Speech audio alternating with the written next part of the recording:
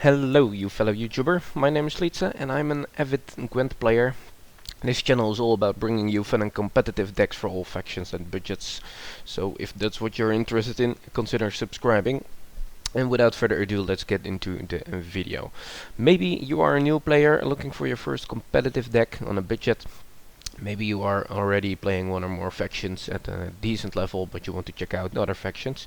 In both cases, this video is just for you, and if you're in a hurry, don't forget to check out the timestamps and the link to the deck library in the description below.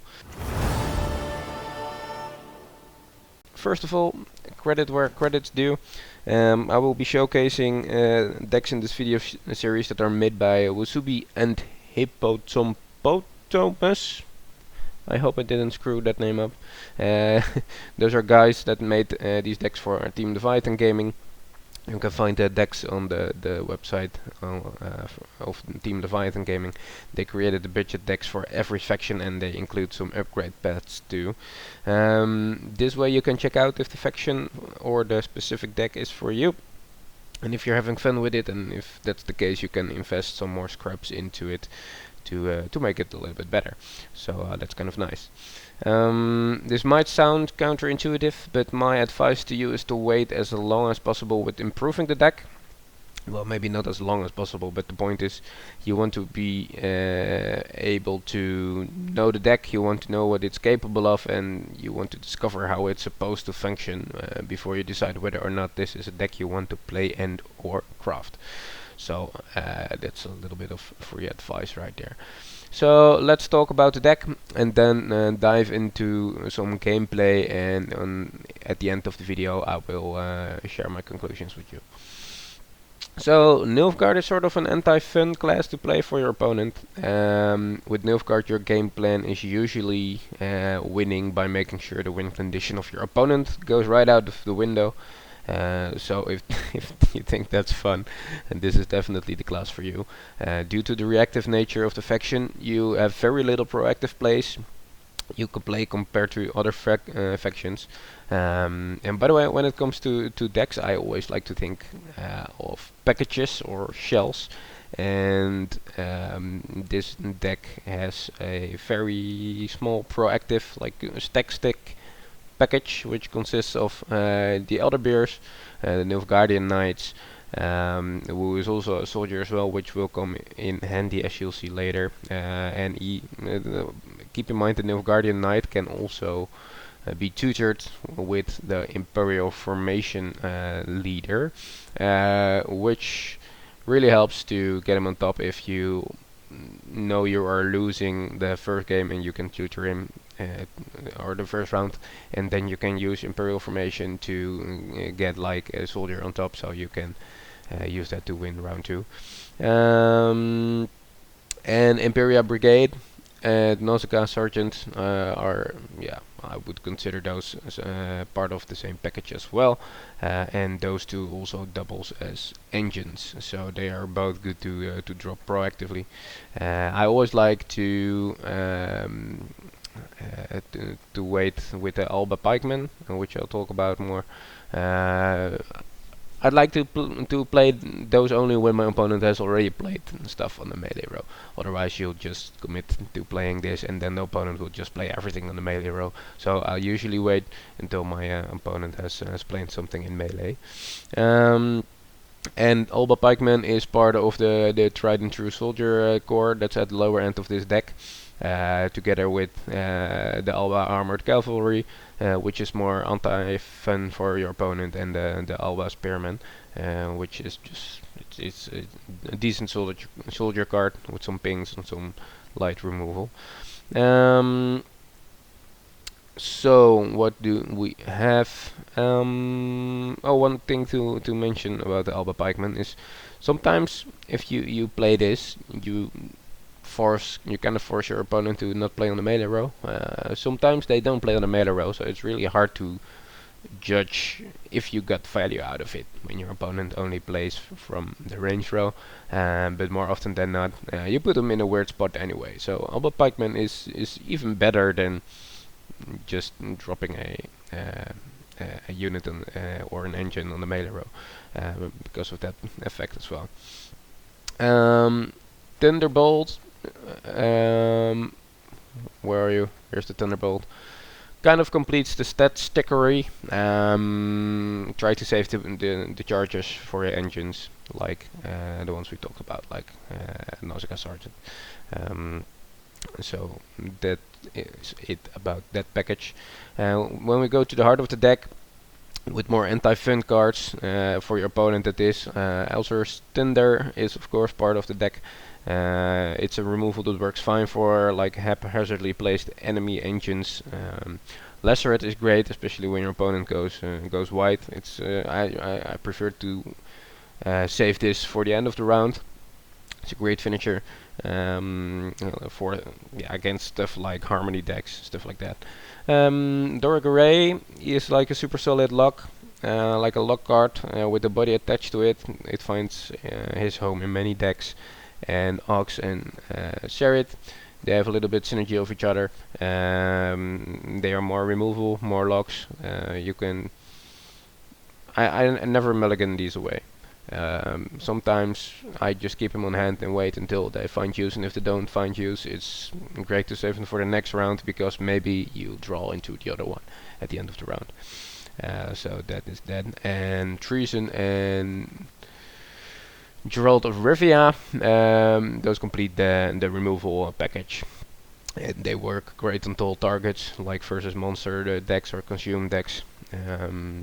So those function really well in this deck as well. Then there's Sweers. This is a great, like, this is like a signature Nilfgaard card. You say to your opponent like, yep, thank you very much, and try to save it for something valuable, like an engine that's just damage enough to get in reach. You don't always have to play this on fully healed targets, but sometimes you can get or you can wait until like valuable engines are to a point where you can seize them with spheres. So that's a good way to use him. And to top it off, we got Roach. Roach is just a solid tempo addition to get some power on the board, together with Assire and Anahid, which is a nice nifty trick. You can put Roach back in your deck after round 1, so you can pull him again when you play another gold card. So that's a nice little trick on this deck. So let's dive into some gameplay, shall we? And after I'll play like 2 rounds, and then I'll share you my conclusions with the deck. Alright, playing versus Northern Realms. I am known to have.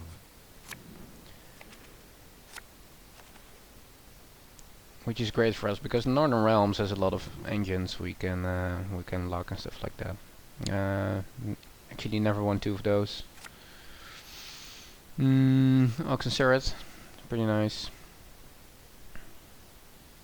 Not sure about this one. I can use it on the Pikeman, but rather have another lock with the body attached. Alright, we can play some of this. This has some nice synergy, Spearman and Imperia Brigade. So, going with that.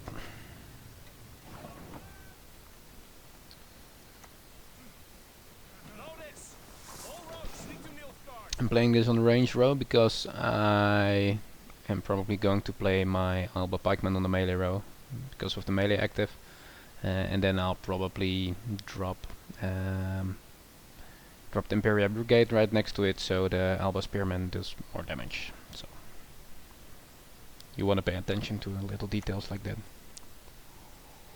There's a time to reap, a time to sow. Alright. Not exactly a power play.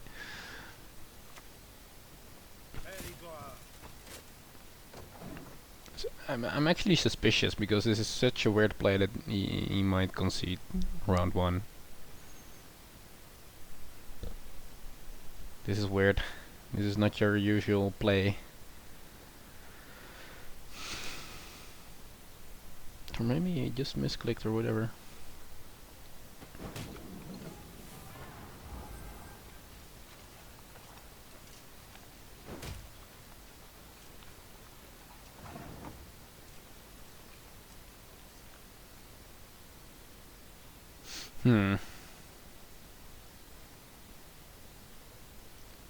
Like, this is a common problem to have with Nilfgaard. Like, you have a lot of strong reactionary plays, but he just 7 points of power with no actives or no orders or whatever, so a lock isn't really in place. I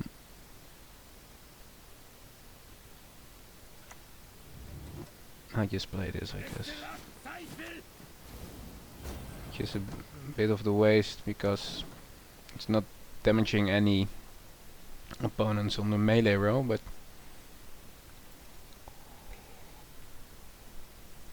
at least it sets up a stronger spearman, so it's alright.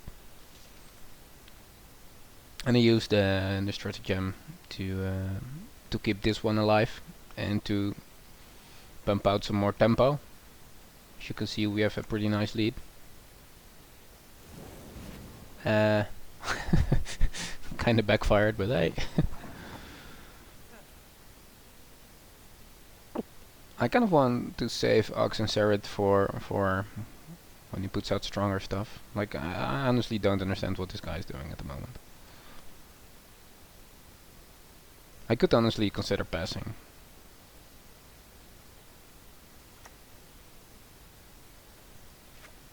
I'm just gonna play my biggest body.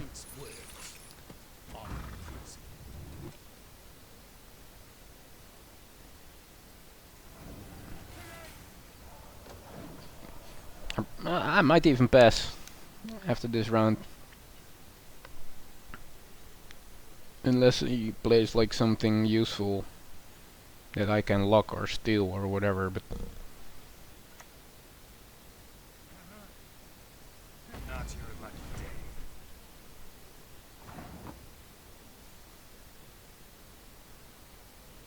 thing is, if I pass, he just plays.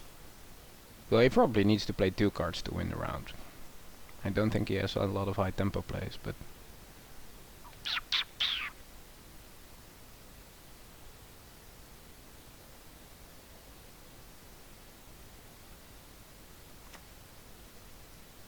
What is it now?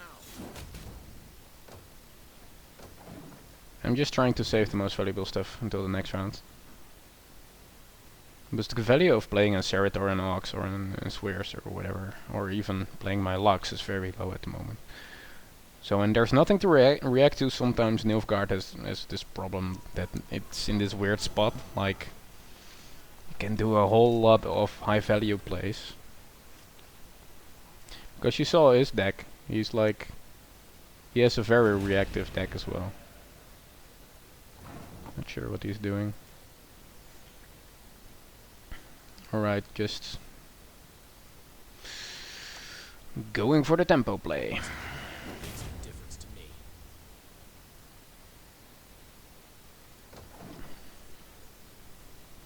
Like, he can react to my units all he wants, but he will still have to put out something in order to win. It's not a typical Northern Realms deck, that's for sure.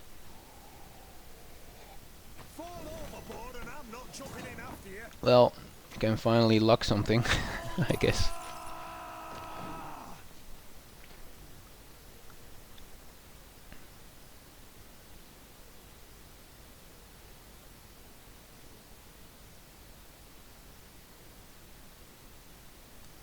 Very peculiar.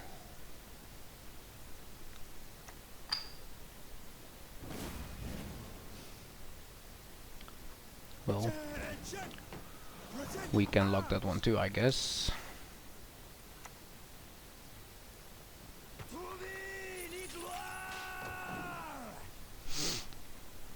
Like, this is what Nilfgaard does best. Just make sure your opponent doesn't get any value out of his cards or his units. So it's kind of hard when he plays like Lacerate and reactive stuff. Tell me you jest.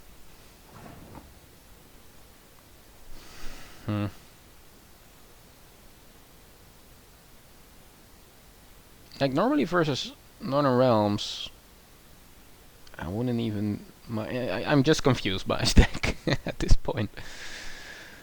Oh, no idea what this guy is doing. Like, I could waste a lock. I guess I'm stealing this and win the round, but Up to it, knaves. like this is a desperation play. Like playing a field medic even on the melee row, so it doesn't even boost that. I'm not sure. Yeah.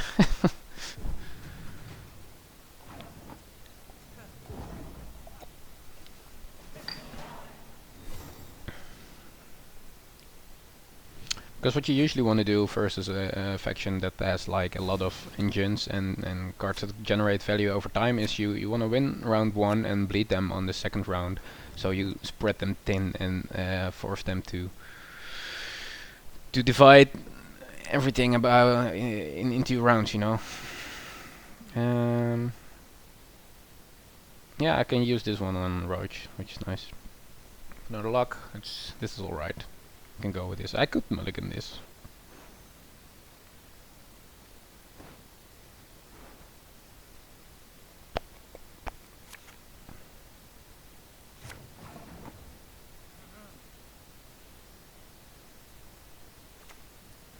Yes. What is it? There you are. This is kind of neat, right?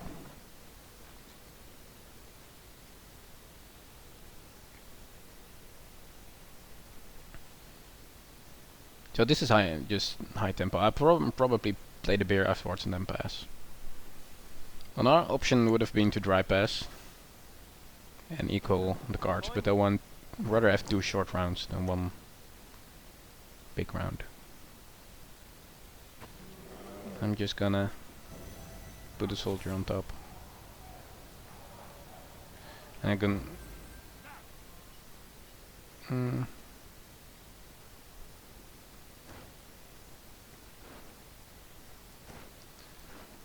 I'm picking this and hoping I draw into Geralt, so I can buff something and then kill it off.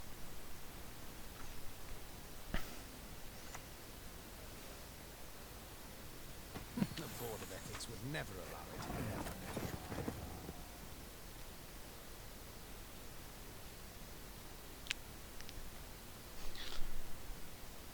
Like I went into this round expecting to lose basically, so now I have to decide whether I can keep my resources for the next round or I use them now. I could nuke this one, but he still needs to play like 1 or 2 cards. When he plays 1 card we go even on card advantage into the next round, but when he plays 2 I'll win big time. It's not a high value play, so I'm not doing it.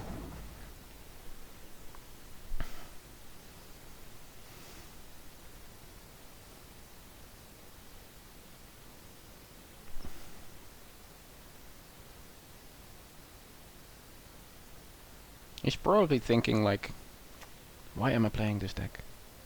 Wolfpack, wow. And it's an interesting deck for sure. I'm not sure if he knows what he's doing. Like this is like, wow. He had to use all those cards to pull ahead. Okay, but this is great because now we enter the last round with card advantage. Like we are 2 cards up, so that's great.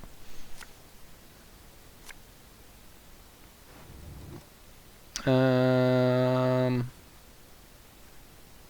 really want a Geralt. Oh, there he is. This is beautiful. Like a lock is alright. Probably won't get too much value, but yeah, there goes the video. Like,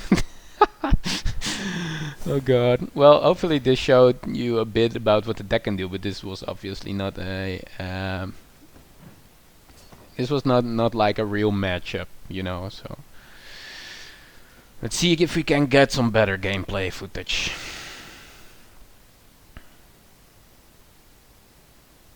Because this is not your typical situation on ranked ladder.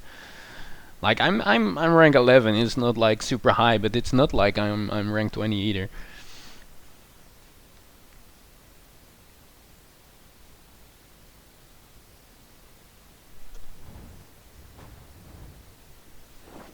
All right, Skellige. The North showed tuck tail and beg for Okay, mercy. we go first, so a knight would actually... Oh, there he is. Nilfgaardian Knight is actually a pretty nice tempo play.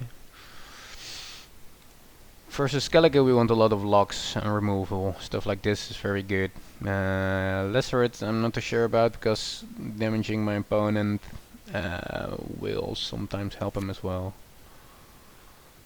Kind of don't want Treason and Geralt. Going this way, no.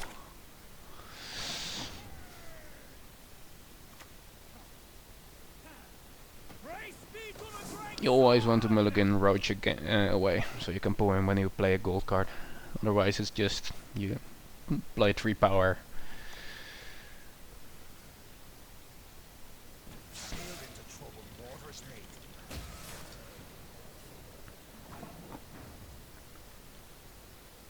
This is actually... I kind of want to have this. Like 2 turns of bleeding. Like, sure. Come on, stalkers, we ride. I'll buff it right up so you can't insta kill it. Or not as easily, you can probably kill it, but... Like, this is what you want to do as Nilfgaard. Like, when they do something cool, you're like, nope, not gonna happen. It's my turn, you know.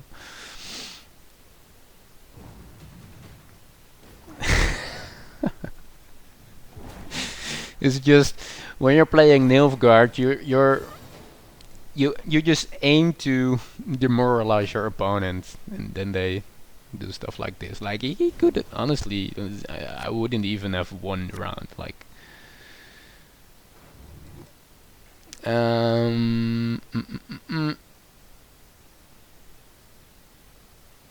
no engines worthy of biffing with Thunderbolt over here. Like, well, there is one, but.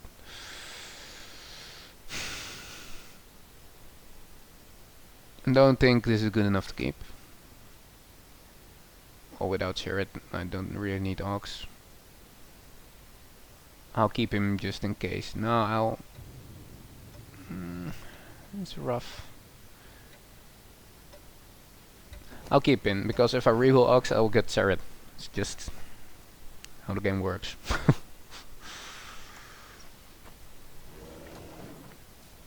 So what I now want to do, like, he has more engines that gain value over time than I do, so I want to keep it.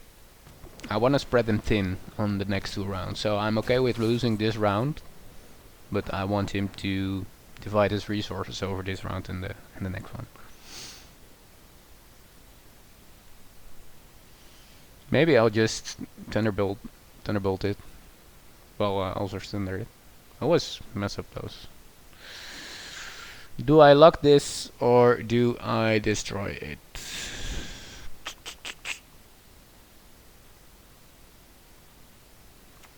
I'll just lock it because it feels inefficient to use 5 damage to remove 4 power. Like 1 damage gets soaked up by the armor.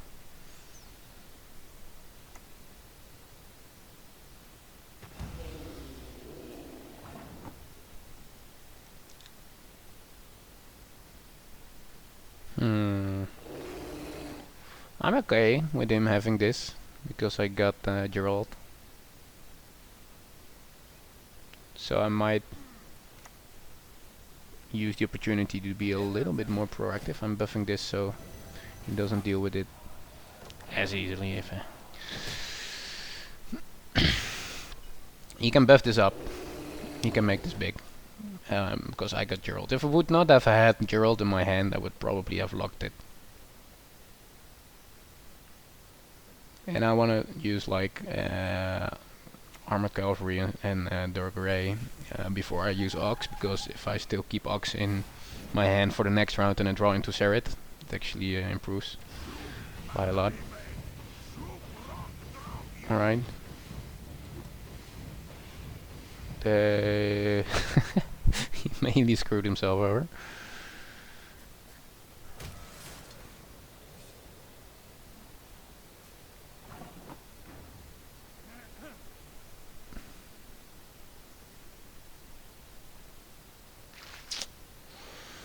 Mm-mm-mm.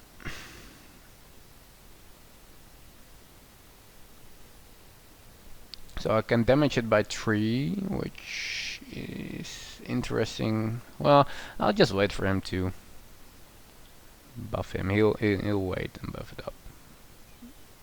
I don't need to. I do have a lot of options here. None of them are really good. I'll just hit him. Maybe I can kill it next turn with a also Thunder, or maybe with a Treason.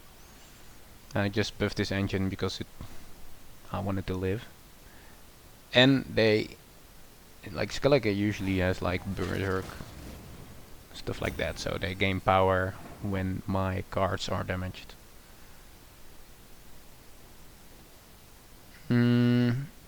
So this is where I don't have really a good reactive play. Normally I would wait with playing Geralt until the last turn, so you kind of, yeah, get your opponent with their pants down, you know, like surprise them at the end of the round. But I don't feel like wasting a lock right now because there's nothing useful to lock. So I'm just going to use Geralt, and I'm going to buff this one so it's not damaged. And I'm going to... This will probably gain the most value over time. This is a bit of a tempo play. I'll move this one on top. Because I'm okay with having like... what's it called? The Spearman? Yeah, the Pikeman on top. Like this might just cost you another mulligan if you draw like 2 of them. But he's in a tough spot. He needs to commit quite a lot of cards to pull ahead. And I still have like my tools in hand to negate a lot of his engines and stuff like that. Like, and if he goes stall, I got my Treason, and then he just loses the game. So he's in a tough spot right now. Like, this is worthy of a lock, which is great because I'm not sure what I would do otherwise. On the other hand, I could just kill it with my Thunder. It's quite efficient, actually.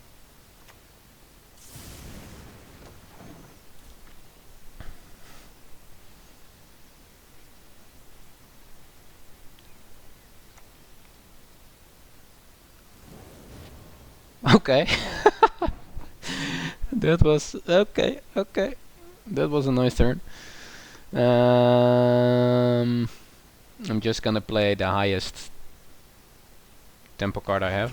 So this is the largest body, so he still has to commit another card because I want to spread him thin over 2 rounds. So I mainly play this for the body. Now he needs to commit another card. I'd rather end this round with him having 3 cards and myself having 3 cards than him having 4 cards and myself having 4 cards. O Freya, thy very name is mercy. So I don't have a whole lot of good options, so I might just pass and we'll both have 6 cards for the last round, because it doesn't make sense to lock this and Treason finds no use, so those tools are better used in the next round.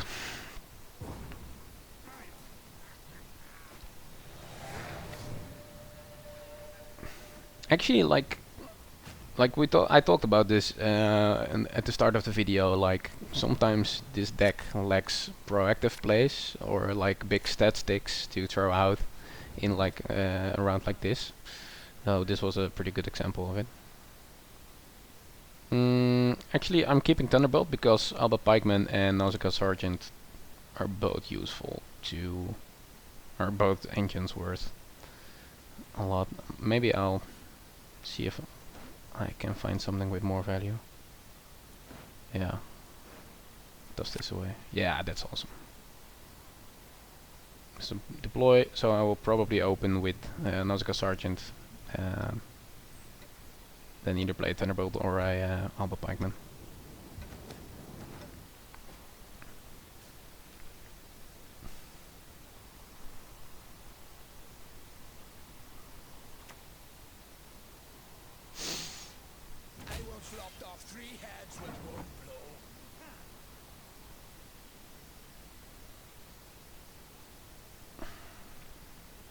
This is one of the biggest threats Skellige have in their decks.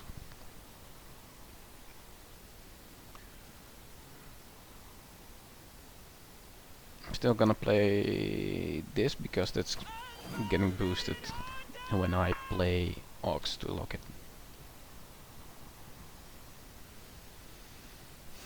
So after this I'll probably play Thunderbolt or a lock on this guy.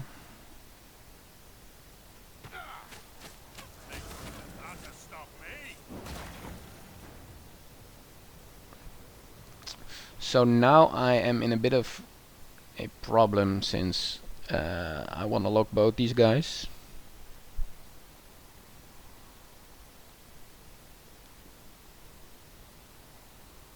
Like this will get like 3 points at best, but this will enable his whole deck probably. So I'm going to lock this one. Like this will get up to 10, but that only means I can do more damage with Treason. So hopefully he plays something big right next to it. I just think he will get more value out of the Berserker than out of the Angreat and Great Sword.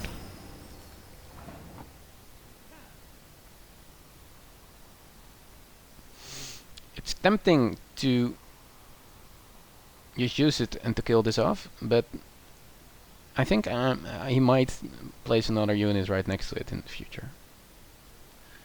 So I'm going to keep my engine, my only engine alive. I'm not using the second charge yet because I don't want it to get too big, because he's probably running a Geralt. So I don't want to use my Thunderbolt on one unit. I'm saving one charge for the Alba Pikeman. And this will be a nice tempo play for the last card I play, probably. Either this one or this one. It's a good finisher for this round.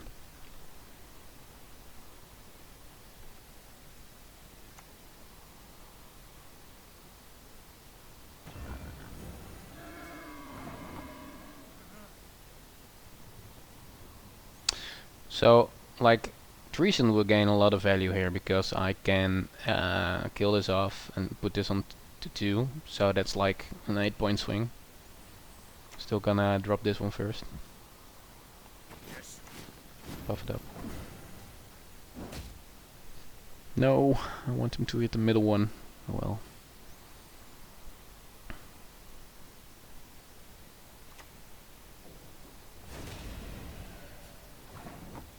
Alright, this is great because he healed. So he's already playing reactive stuff, so I don't think he has a whole lot to do, so I'm killing these off.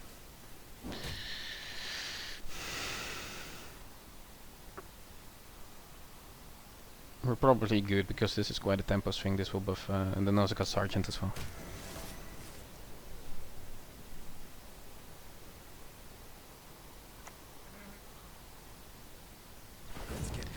There we go. Range, right?